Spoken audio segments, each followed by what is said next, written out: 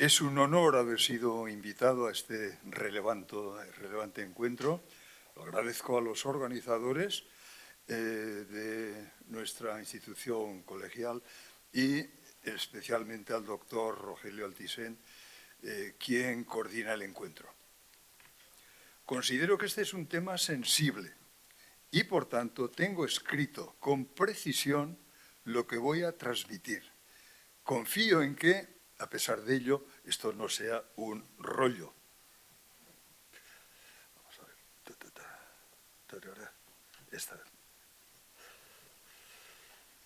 Creo que la invitación de Rogelio se ha basado en el artículo... No, vamos a ver.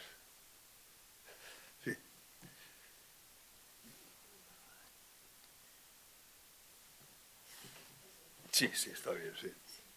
Creo que la invitación de Rogelio se ha basado en este artículo publicado a propósito del proyecto de ley trans en el Heraldo de Aragón en diciembre último, dentro de la serie que mantenemos con el periódico los profesores eméritos de la Universidad de Zaragoza.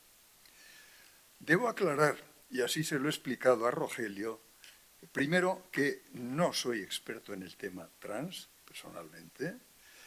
Segundo, que tengo limitada experiencia clínica en ese terreno concreto. Y finalmente, que mi práctica clínica se ha desarrollado principalmente o fundamentalmente en el territorio de la psiquiatría adulta. Entonces, a pesar de estas limitaciones, hemos considerado, a ver si corre esto, hemos considerado que puede ser relevante dar algunas ideas generales.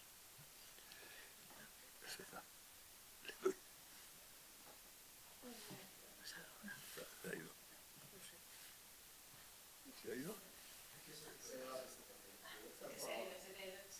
Ahora, a ver. A ver. ¿Es esta? No. Un segundito. Yo creo que es esa, sí.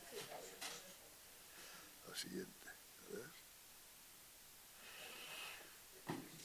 Bueno, la presentación quiere ser fundamentalmente desde una perspectiva médica y con sus bases científicas.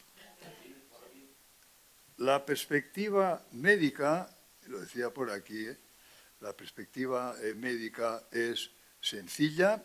Los médicos tienen que estar incondicionalmente al servicio de los pacientes trans que los solicitan, y en relación con ello hay importantes informes previos, como este de la Asociación Catalana de Medicina Familiar, que lo describen de modo espléndido, yo no lo sabría decir mejor.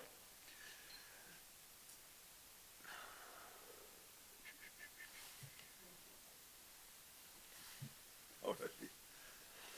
La perspectiva, las bases científicas son más complicadas. Hay una voluminosa producción con más de 13.000 artículos sobre trans referenciados en Medline, más de 9.000 artículos en los últimos 5 años, de muy heterogénea calidad. Mi primera sugerencia, por tanto, es que la bibliografía disponible requiere un trabajo investigador de revisión a fondo por un equipo experto y multidisciplinar. Mi visión ahora, por tanto, solo puede ser parcial y provisional. La nueva ley trans se ha promulgado este año, como sabemos, y su objetivo, resumiendo el boletín oficial del Estado, es erradicar las situaciones de discriminación de las personas trans, de tal manera que puedan vivir en plena libertad. Parece, por tanto, que se trata de una motivación social o sociopolítica, no es una motivación médica, pero habrá importantes consecuencias médicas, como vamos a ver. Discriminación en la ley trans. Argumenta la ley que las personas trans han sufrido con frecuencia incomprensión, el estigma y la discriminación por parte de la sociedad, y hay abundante bibliografía apoyando esa postura. como muestra, por ejemplo, no sé si ve ahí, ¿sí?, el artículo que figura en la diapositiva referido al bullying que han sufrido los adolescentes. La nueva ley sobre las personas trans se basa de modo importante en la CIE 11, la última clasificación de enfermedades de la OMS. Pero me pregunto si en relación con la CIE 11, en este tema concreto hay importantes peculiaridades y ambigüedades. Vosotros podréis juzgar. Para llegar a las decisiones sobre la CIE 11, la OMS ha consultado con distintos comités internacionales, como describe este editorial de José Luis Ayuso en España, publicado en revista de importante impacto internacional. No se puede poner en duda la voluntad constructiva de la OMS y su esfuerzo para intentar coordinar múltiples tendencias en distintos países. Desconozco el papel concreto que han podido jugar en este tema, en estos comités, los colectivos LGTBI, que también han sido consultados.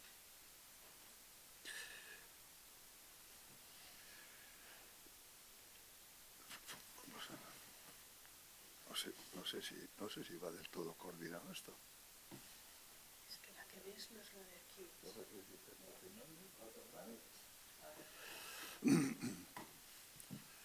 Un tema clave ha sido la eliminación de la categoría transexualidad del capítulo de trastornos mentales en la CIE 11. La OMS explica la motivación alegando que una etiqueta de trastorno mental puede conducir a un enorme estigma.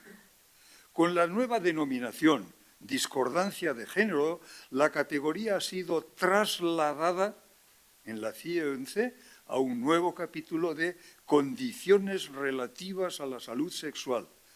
Ambiguo término, en mi opinión, este de condiciones. En inglés, el término conditions se refiere a enfermedades y trastornos, pero en el diccionario español, al menos en la RAE, ese término condiciones no se refiere para nada a enfermedades. Y dos temas llaman la atención en la clasificación de la OMS. Primero, a diferencia de otras enfermedades, se incluye en la definición no solo la descripción de los síntomas, sino también el deseo de cambio y el deseo de un tratamiento concreto. Y segundo, otras enfermedades con un claro estigma social, incluyendo diversos trastornos mentales, no han sido trasladados de capítulo en la CIE 11 en contraste con la categoría trans. La nueva ley habla específicamente de despatologización de la transexualidad. Reconoce, como hemos visto, que la OMS la elimina del capítulo de trastornos mentales y lo traslada al capítulo de condiciones relativas a la salud sexual. Pero esta iniciativa de la OMS no puede suponer un aval, como dice la ley, a la despatologización. Esta categoría ha sido simplemente trasladada a otra categoría de la CIE 11. Algún autor ha utilizado el término despsicopatologización, que posiblemente sería más adecuado. Este es el nuevo capítulo de condiciones relacionadas con la salud sexual en la CIE 11. Vemos en el recuadro la situación de la discordancia de género, gender incongruence. A la vista de los trastornos en este capítulo es difícil hablar de despatologización. Por otra parte, despatologización entre comillas en la nueva ley, pero hay importantes datos de patología en las personas trans. De hecho, la OMS, en un comunicado, dice textualmente que estas personas a menudo experimentan una desproporcionadamente alta carga de enfermedad, incluyendo las áreas mental, sexual y de salud reproductiva. Y esta patología, ciertamente, está documentada en la bibliografía, como en la revisión de Lancet, que figura en el cuadro, en la diapositiva. De manera similar, hay otros importantes datos de mala salud general en las personas trans, como este estudio de este año, publicado en la revista JAMA, en una cohorte cercana a los 140.000 individuos trans, que comparados con individuos cis, tienen altas tasas de mortalidad por causas que denominan externas, incluyendo suicidio, intoxicaciones accidentales y causas médicas, incluyendo los trastornos endocrinos. También hay datos, aunque menos, relativos a la mala salud somática en los menores. En el caso específico de los menores, también hay diversos trabajos acreditando, como esta revisión, el importante riesgo de trastornos del estado de ánimo, ansiedad, ideación e intentos de suicidio.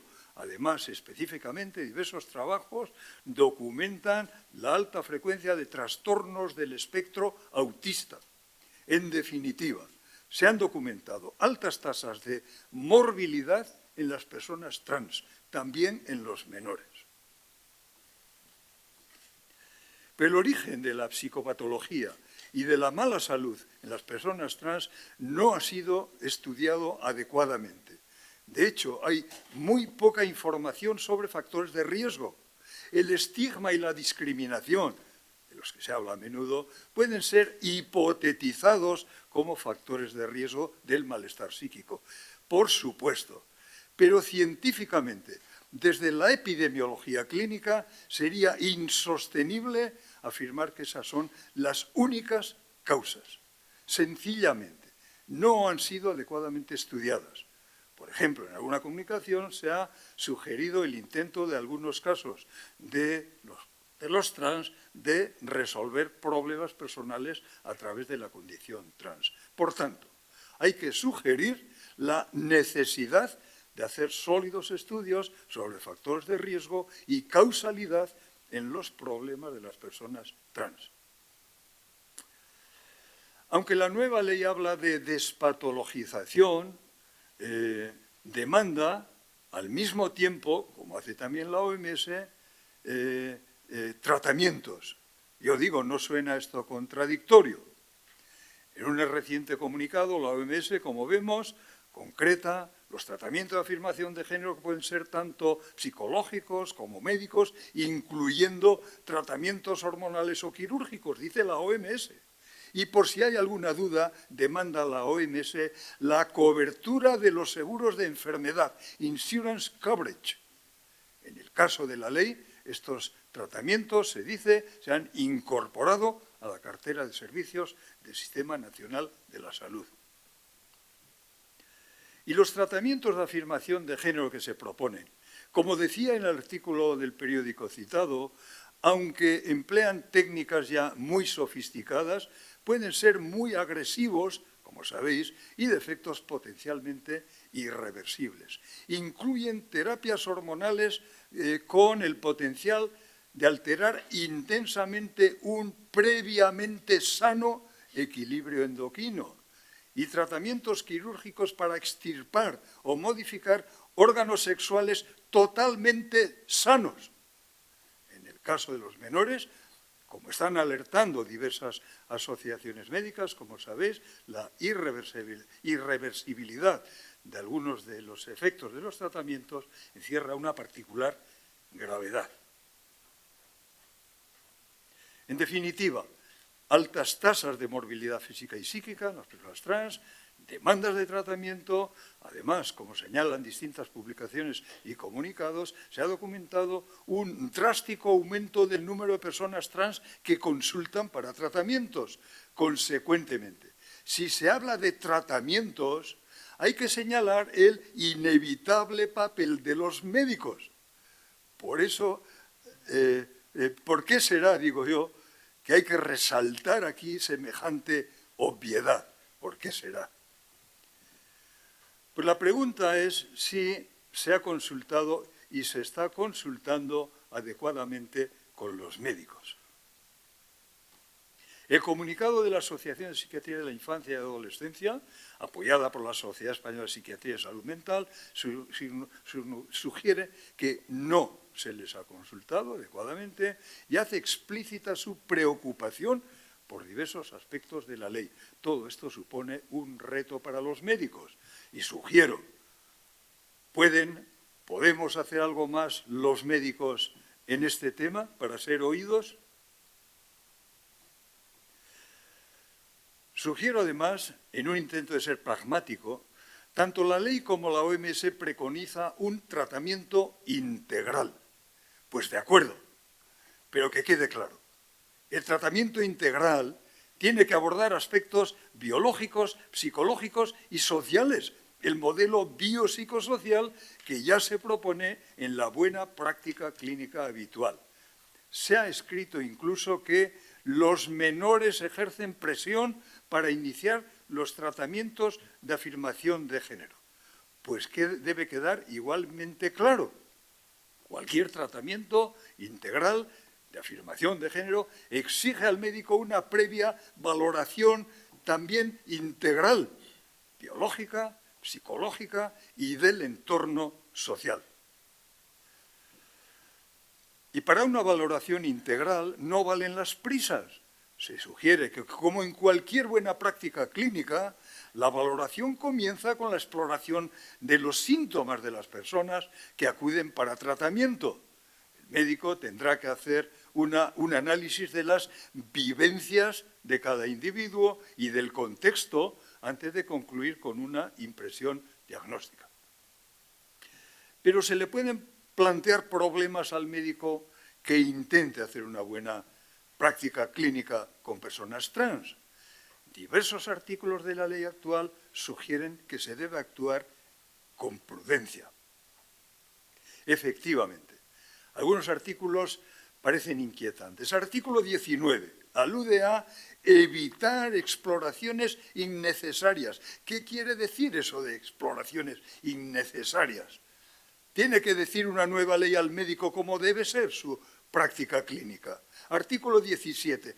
Prohibición de métodos destinados a modificar la orientación sexual, la expresión de género, incluso si cuentan con el consentimiento de la persona interesada. Y artículo 79. Las faltas pueden ser muy graves. No sé cómo suena el tema a vosotros, a mí estos artículos me suenan potencialmente amenazantes. Por otra parte, un tema crucial, ¿hasta qué punto hay apoyo científico? Evidencias relativos a los tratamientos de afirmación de género.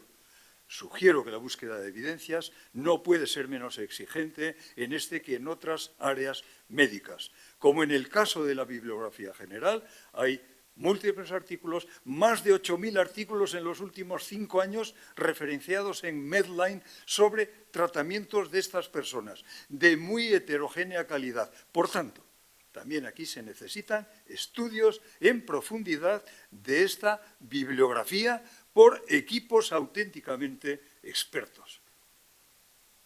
Mi impresión, que insisto, solo puede ser provisional, es que los estudios a corto plazo en general, dan resultados positivos, tanto para los efectos sobre los caracteres sexuales secundarios como en la mejoría psicológica.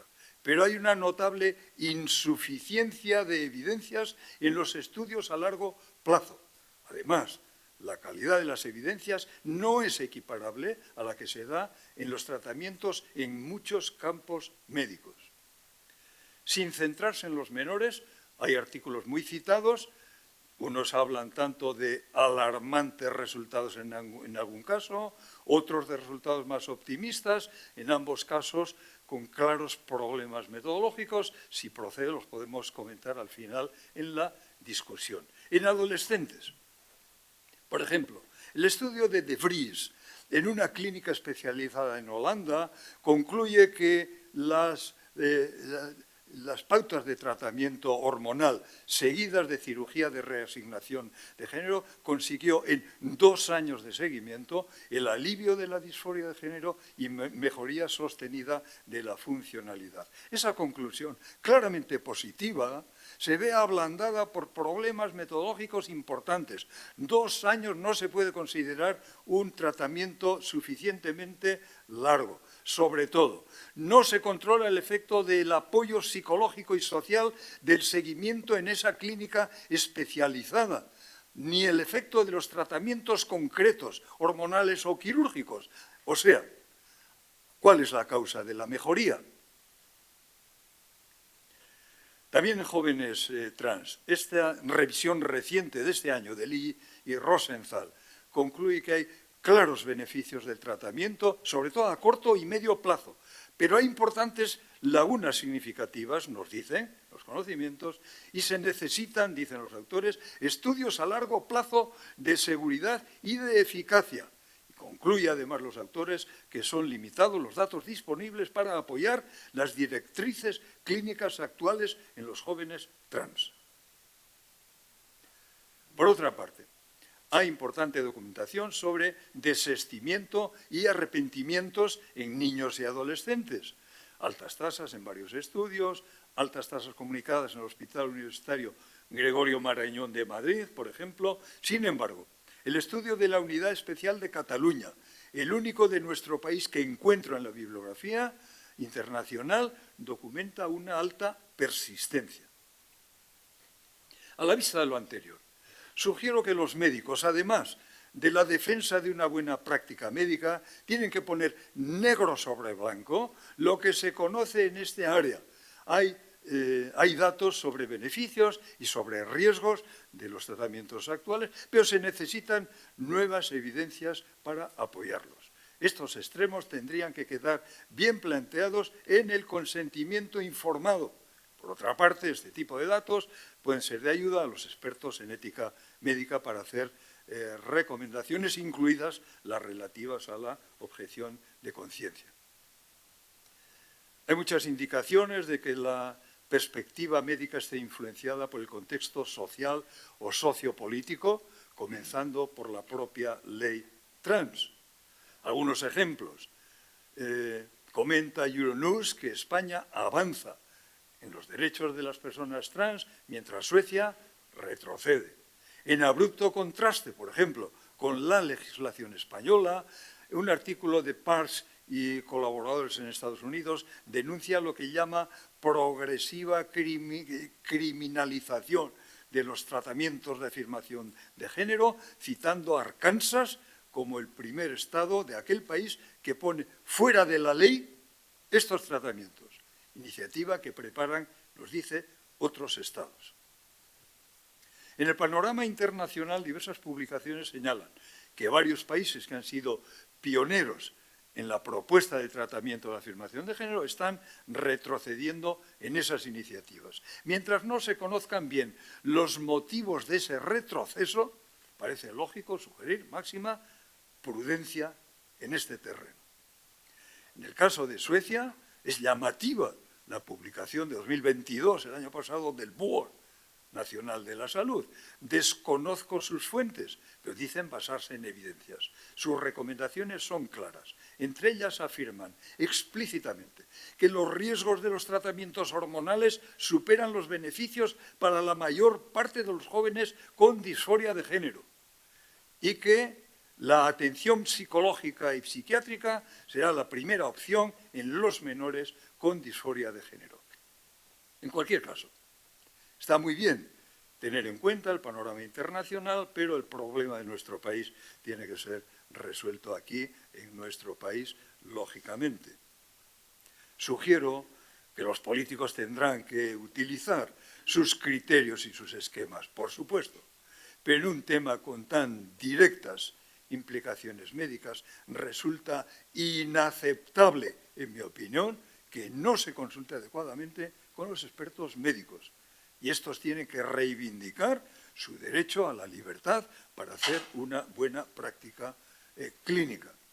La ley trans, el BOE, propone promover el estudio y la investigación en este campo, pero se necesitan propuestas concretas para que esto no suene a una proclama para cumplir y no gastar. Aquí se sugiere con fuerza la necesidad de una sólida investigación adecuadamente financiada por organismos de máximo nivel en nuestro país, como el FIS, Instituto de Salud Carlos III, investigación ejecutada por expertos independientes de compromisos políticos.